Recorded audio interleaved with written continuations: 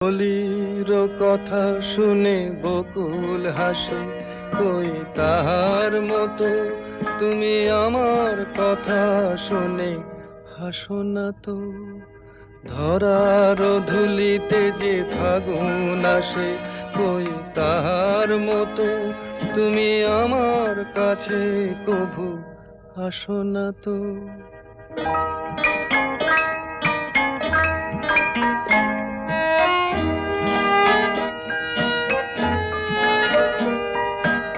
আকাশ পারে ওই অনেক দূরে, যেমন করে মেঘ যায় গয়ুড়ে।